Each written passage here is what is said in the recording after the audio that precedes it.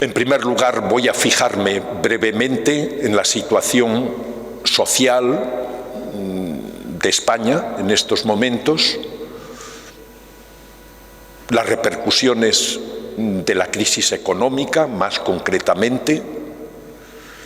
En un segundo apartado, pues voy a definir muy rápidamente la misión de la Iglesia en esta realidad. Y en tercer lugar, pienso ofrecerles unas breves reflexiones sobre algunos aspectos de la doctrina social de la Iglesia, que son aspectos señalados por el magisterio de los últimos pontífices y que de un modo especial el Papa Francisco, en la exhortación Evangelii Gaudium, nos invita a reflexionar y a plantearnos. ¿Qué decir de la situación social de España? Bueno, pues todos tenemos en nuestra mente y también seguro que en nuestro corazón la experiencia de crisis económica y financiera que hemos vivido a partir del año 2008. Una realidad en donde muchas personas experimentaron una dificultad añadida en sus vidas. Y esa dificultad vino provocada por la falta de recursos económicos, en muchos casos, para poder subsistir. Ante esta realidad de pobreza, yo pienso que la Iglesia española estuvo a la altura de las circunstancias.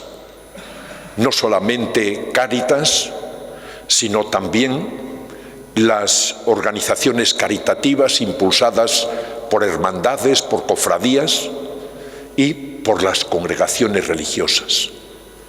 Y digo que estuvo a la altura porque,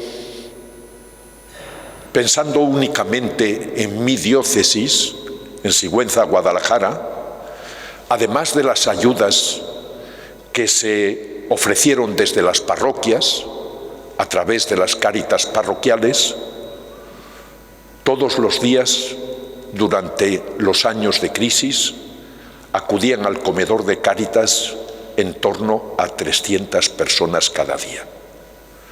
Por lo tanto, ha sido un esfuerzo muy grande de la Iglesia, pero ese esfuerzo hay que concretarlo y, por lo tanto, pensarlo fundamentalmente, contando con tanto voluntario, con tanta aportación económica de tantas personas que son las que de una forma solidaria ayudaron a la atención de sus hermanos necesitados. ¿Qué pasa en estos momentos? ¿Hemos salido de la crisis o permanecemos todavía en la crisis? Yo creo que es una pregunta que conviene hacernos, porque ciertamente hemos de reconocer que ha habido bastantes personas que han salido de la situación de crisis económica por la que tuvieron que pasar. Pero yo diría que hay muchas otras que aún no han sido capaces de salir de esa situación de pobreza, de marginación en la que entraron como consecuencia de la crisis económica. Esto quiere decir que la situación de crisis no depende únicamente de situaciones coyunturales. Es decir, la pobreza de la gente, la situación de exclusión no es debida únicamente a una situación coyuntural, sino que fundamentalmente es debido al modelo de sociedad que tenemos, que margina, que excluye, que pone a muchos hermanos al margen de la sociedad. En estos momentos, los últimos estudios de FOESA, que, como saben, es una fundación que colabora con Cáritas Nacional y que cada 2 años o 3 hace unos estudios, a mi modo de ver, muy profundos, muy certeros de la realidad social y, por lo tanto, de pobreza y marginación, y apunta también a algún tipo de soluciones a estos problemas. Y el último informe que se hacía desde Cáritas Española nos decía que 1,8 millones de personas malviven en España en la exclusión más severa. A ellos se les puede definir como la sociedad expulsada. Son casi el 4% de la población española. Y este número ha crecido en los últimos años en unas 200.000 personas. ¿Por qué decimos que estas personas pertenecen a esa sociedad expulsada? ¿Por qué decimos que estas personas de alguna forma han sido excluidas del desarrollo social?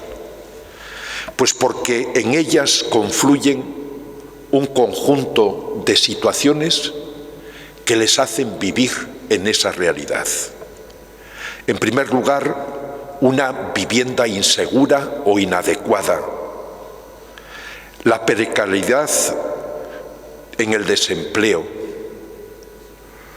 la precariedad, por lo tanto, laboral, la dificultad para acceder a la sanidad, la falta de políticas públicas eficaces y la invisibilidad de estas personas excluidas para los partidos políticos.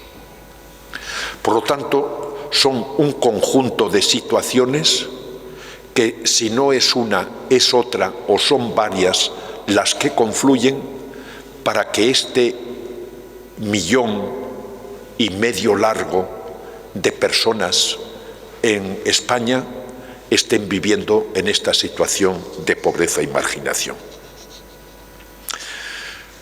Podríamos decir que la mayor parte de estas personas, cuando les preguntas, no solamente se sienten excluidas, sino que perciben que no cuentan ya para la sociedad. Desconfían de todas las instituciones y desconfían, por supuesto, también de la sociedad en general. ¿Esto a qué ha llevado fundamentalmente desde Cáritas y desde las organizaciones caritativas de la Iglesia? A tener que dedicar muchos recursos durante estos años, más que a la prevención de la pobreza, a la atención asistencial de personas que no tenían lo necesario para comer, para vestirse o para pagar la luz en su casa. Esto, cuando lo planteamos y nos preguntamos ¿y por qué hemos llegado aquí? Yo pienso que hay un punto, no voy a hacer referencia a otros aspectos, pero sí hay un punto que quisiera reflexionar brevemente como causa fundamental de esta situación de exclusión de tantas personas. Y es el aspecto que el Papa Francisco resalta con mucha fuerza en su exhortación Evangelii Gaudium, y es la indiferencia o la globalización de la indiferencia. En nuestra sociedad ¿Y qué quiere decirnos esto de la globalización de la indiferencia? ¿Por qué se da? ¿Por qué hemos llegado a esta situación? Pues fundamentalmente detrás de esta globalización de la indiferencia, yo diría que en primer lugar hay un olvido de Dios. Dios no cuenta para muchos hombres y mujeres hoy en España. Viven como si Dios no existiese. En segundo lugar, una preocupación excesiva por el propio bienestar y por la búsqueda de dinero y de recursos económicos como finalidad fundamental de la existencia humana. Y en tercer lugar, si Dios no existe o no me importa como alguien que puede guiarme, que puede conducirme, que puede acompañarme, y no hay principios éticos y morales, cada uno puede hacer lo que le parece, puede hacer lo que le gusta y puede hacer lo que le apetece. ¿A dónde nos lleva este planteamiento? Pues a que los demás, los hermanos, en muchos casos no cuentan. Y de un modo especial, los pobres tampoco interesan. Por lo tanto, globalización de la indiferencia nacida de una situación social provocada por la ausencia de Dios del corazón de muchas personas, por la falta de valores o de principios éticos y morales que nos ayuden a abrir nuestra personalidad, nuestra existencia a aquellos con los que convivimos y de un modo especial a los más necesitados. Decía una catedrática que seguro que han oído hablar muchas veces de ella, que es Adela Cortina, que vivimos en una sociedad obsesionada por el bienestar, el poder, la riqueza y el dinero. Y añade, nuestra sociedad es consumista, no porque consuma mucho, sino porque hace del consumo la dinámica central de la vida social y muy especialmente el consumo de mercancías no necesarias para la supervivencia. Es decir, no es que los españoles, a no ser pues algunos que tienen pues más posibilidades, seamos muy consumistas, pero sí tenemos esa tendencia al consumo, aunque el gasto no sea elevado, y una tendencia al consumo de bienes secundarios y, por lo tanto, no necesarios.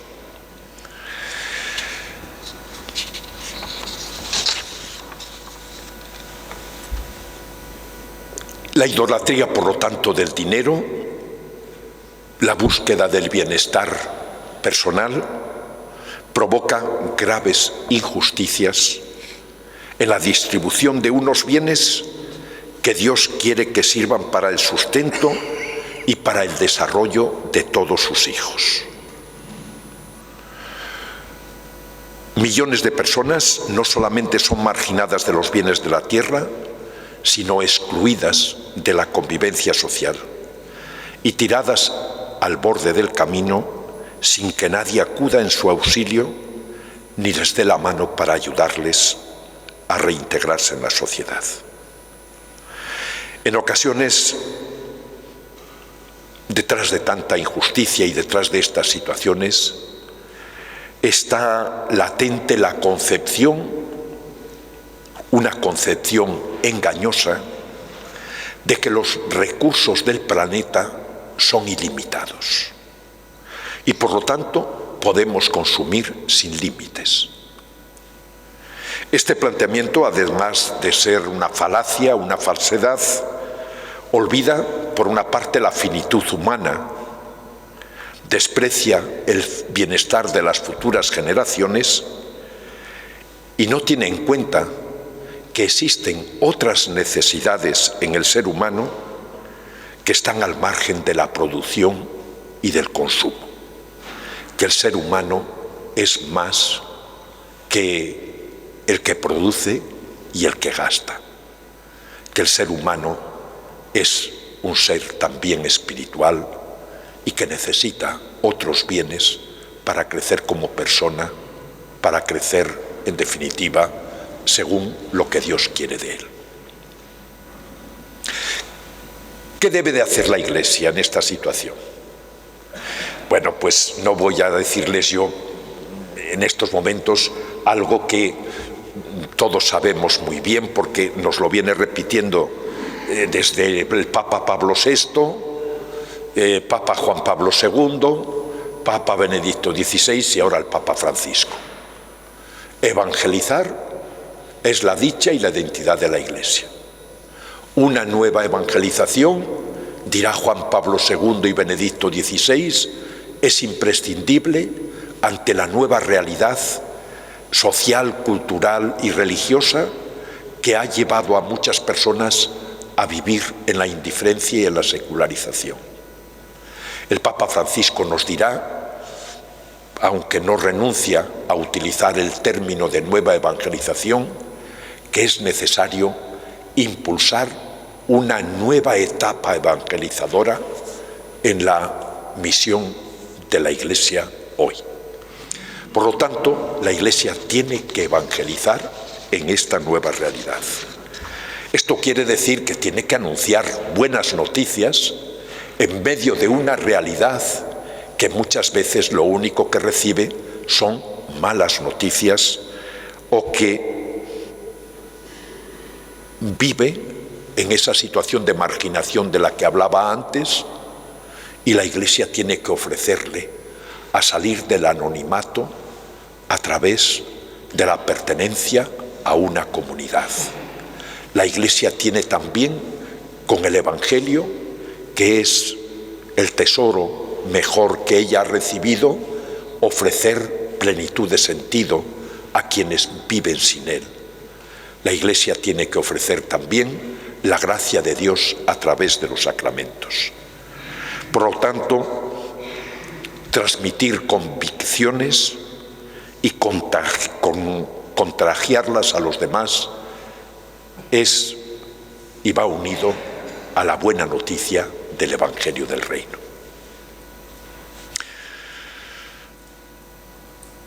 Pero para evangelizar no basta que salgamos a la calle anunciando al primero que veamos el Evangelio. Para evangelizar lo primero que tenemos que hacer es acoger la realidad.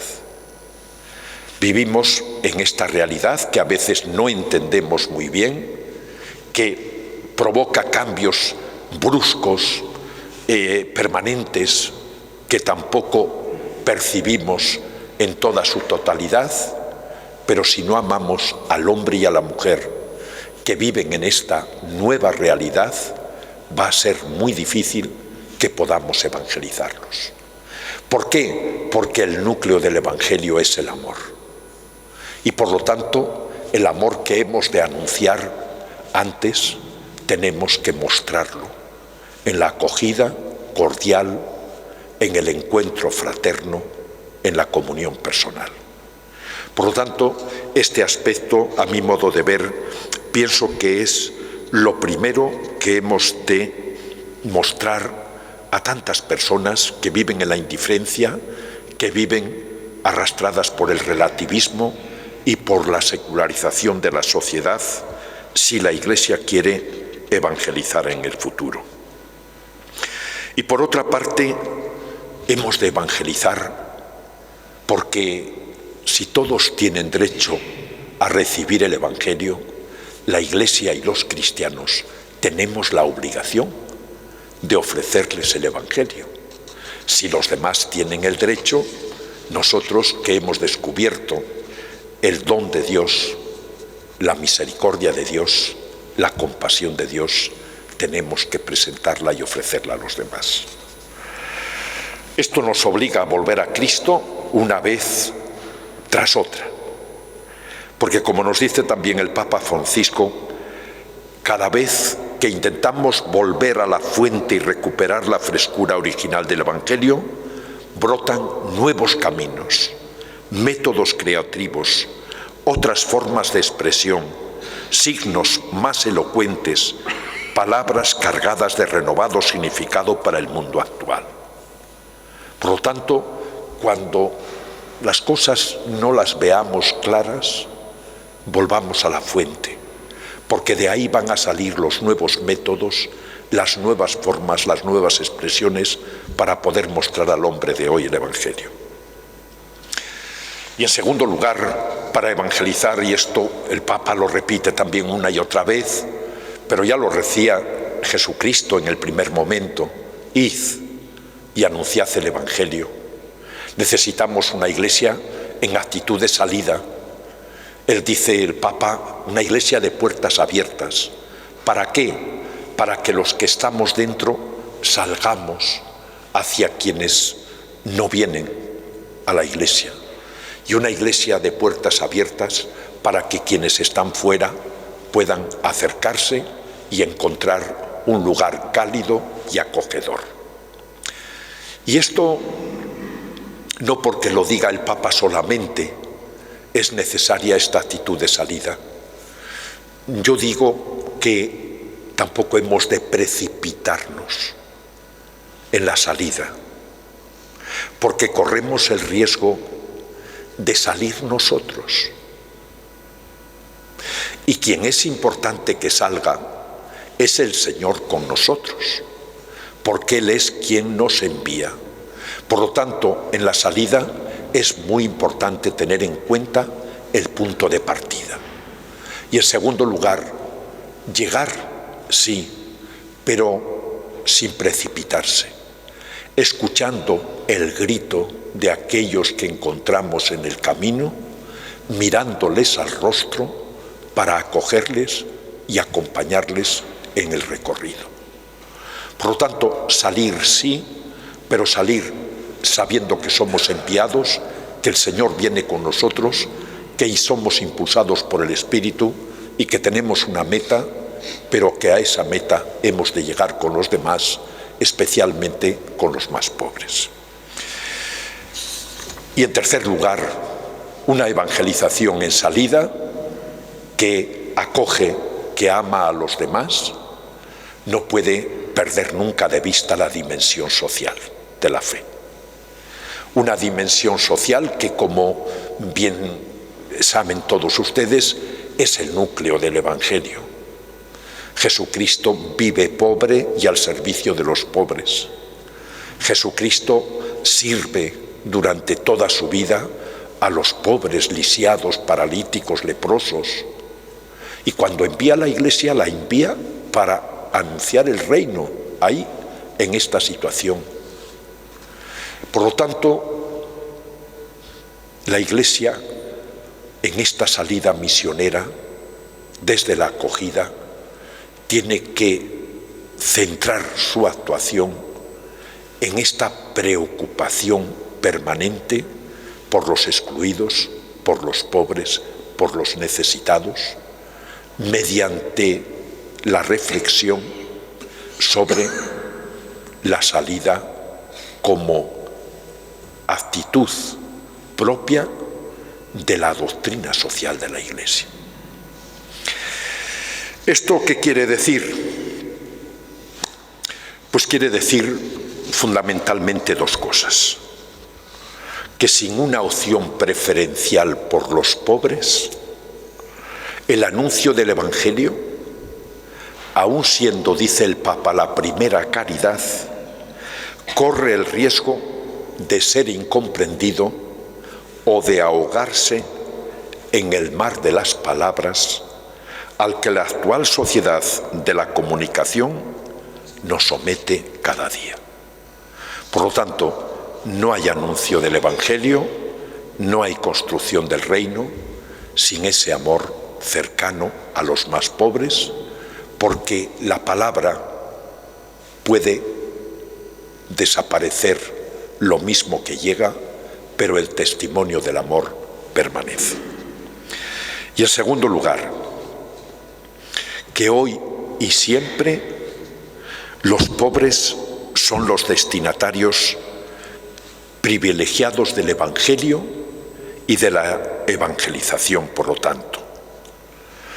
Hay que decir que existe una vinculación inseparable entre Jesús y los pobres. Y por eso la opción preferencial, aunque no exclusiva, por los pobres, ha sido asumida por el magisterio de la Iglesia.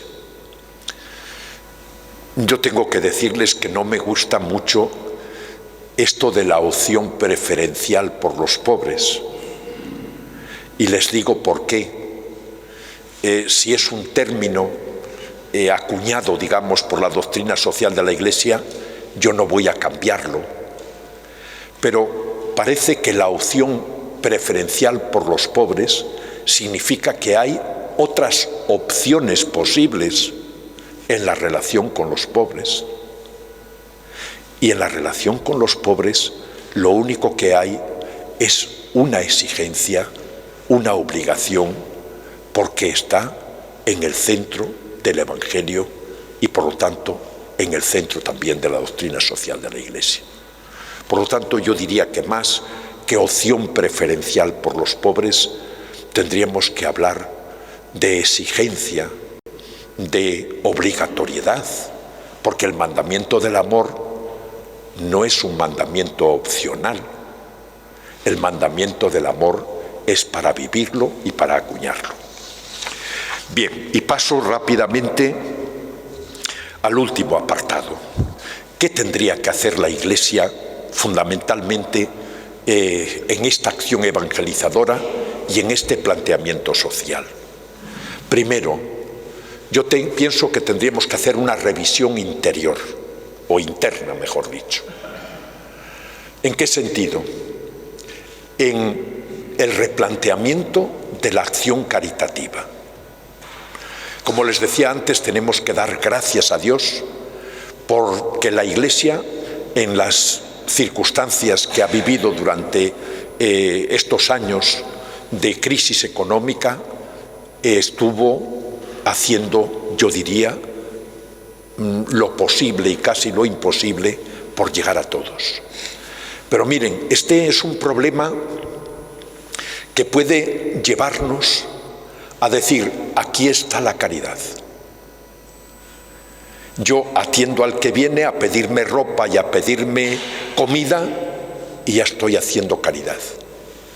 Fíjense que desde el Papa ya, Juan Pablo II, él dice en Novo Milenio Ineunte que es necesaria una nueva imaginación de la caridad porque hay nuevas pobrezas, soledad, drogodependencia, enfermedad.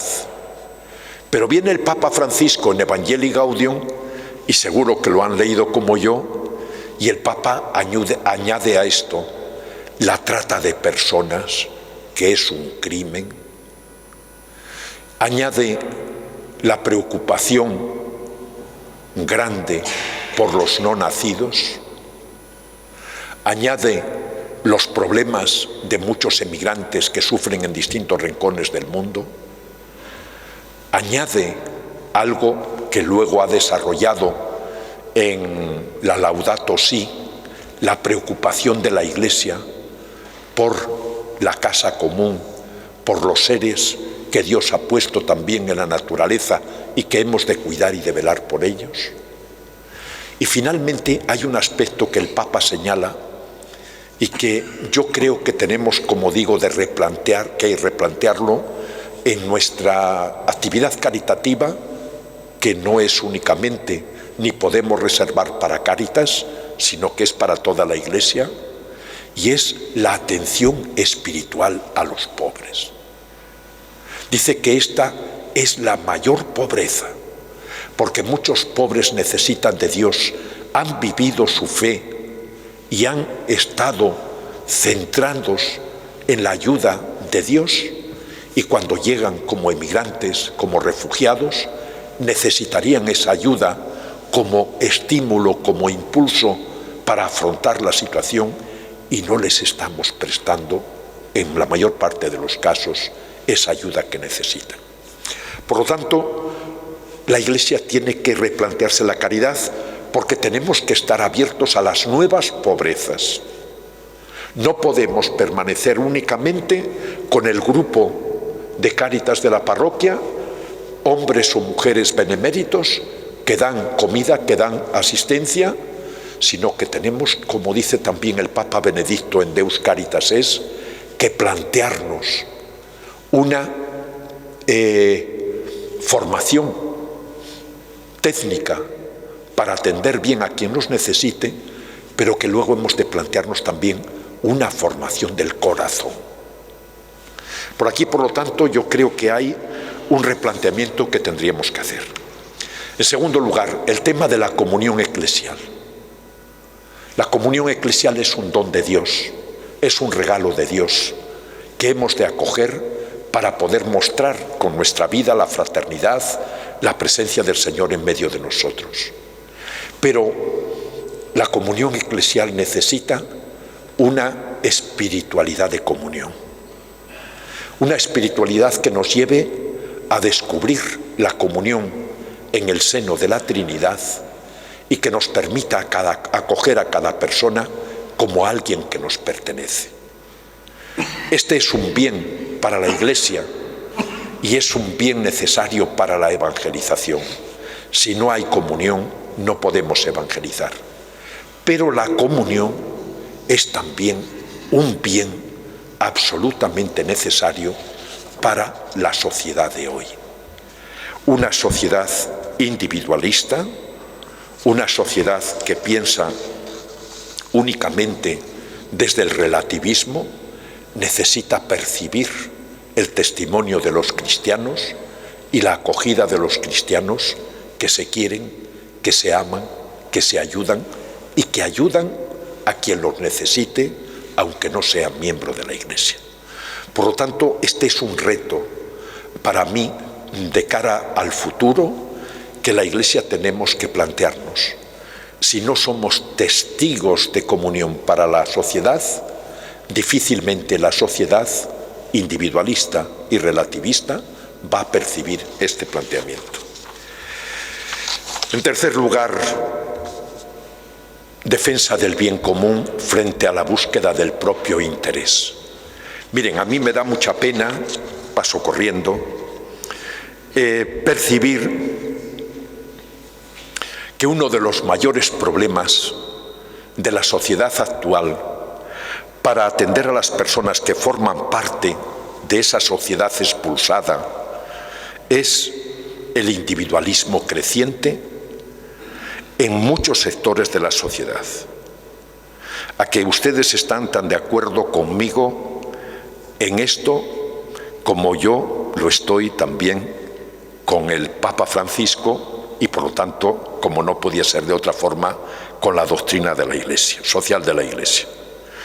Hoy muchos ciudadanos solo piensan en el bien de su territorio, en el bien de su grupo, de su etnia y en el propio bienestar personal, sin importarle nada cómo vive y cómo sufre el vecino o los miembros de otras comunidades o los más necesitados. Este tipo de comportamientos, además de dificultar la eficacia en la atención y en el cuidado de nuestros semejantes, es un caldo de cultivo para el surgimiento del rechazo entre las personas y para la xenofobia. Este individualismo puede llevarnos incluso a buscar e incluso a exigir soluciones aisladas para los problemas personales o grupales, olvidando la urgencia de buscar el bien común de la sociedad. Cuando se buscan egoístamente los intereses personales o del propio grupo, los más vulnerables los más frágiles de la sociedad seguirán perdiendo una vez más. Por lo tanto, este planteamiento también de cara al futuro, de la búsqueda del bien común, es algo que desde la Iglesia tenemos que impulsar, tenemos que inculcar en el seno no solamente de los miembros de la comunidad cristiana, sino de la sociedad. Y termino con 3 apuntes rápidos, no me entretengo en otros aspectos. 3 apuntes rápidos que yo pienso que son imprescindibles para poder llevar esto adelante. Lo señalo nada más. En primer lugar, todo esto es imposible sin una formación cristiana, sin una formación que no solamente afecte a la cabeza, sino que llegue al corazón y que transforme nuestra existencia. Todo esto es imposible llevarlo a cabo sin una espiritualidad de la comunión, una espiritualidad encarnada en la realidad, una espiritualidad que vea con ojos nuevos, con mirada nueva, desde la mirada que Dios tiene con nosotros. Y en tercer lugar, estos aspectos es imposible llevarlos a cabo sin un diálogo social. Y por lo tanto, esto quiere decir que aunque el Estado tenga la iniciativa en la búsqueda del bien común, todos tendríamos que aportar nuestra colaboración. El Papa señala todos los estamentos sociales, culturales, políticos, económicos, sindicales, todos tendríamos que aportar en ese diálogo para que la persona del pobre, del necesitado, del marginado, estuviese siempre en el centro. Y en segundo lugar, para que el desarrollo de la persona se vea para toda la persona y en todos los aspectos de la persona. Es decir, que cuando pensemos en el desarrollo, en el crecimiento, no pensemos únicamente en los bienes materiales, sino que pensemos en tantas necesidades de formación, de cultura, de atención sanitaria que hoy tienen las personas con las que convivimos. Y termino, si me permiten, citando algo que nos decía el Papa Francisco en el congreso que acabamos de celebrar, Pueblo de Dios en Salida. Decía él, después de pedirnos una fundamentación de la vida y de la misión en Jesucristo, decía él, por lo tanto, no tengan miedo de patear las calles, de entrar en cada rincón de la sociedad, de llegar hasta los límites de la ciudad, de tocar las heridas de nuestra gente. Esta es la Iglesia de Dios, que se arremanga para salir al encuentro del otro, sin juzgarlo, sin condenarlo, sino tendiéndole la mano para sostenerlo, animarlo o simplemente para acompañarlo en su vida. Que el mandato del Señor resuene siempre en ustedes. Vayan y prediquen el Evangelio. Pues nada más. Muchas gracias.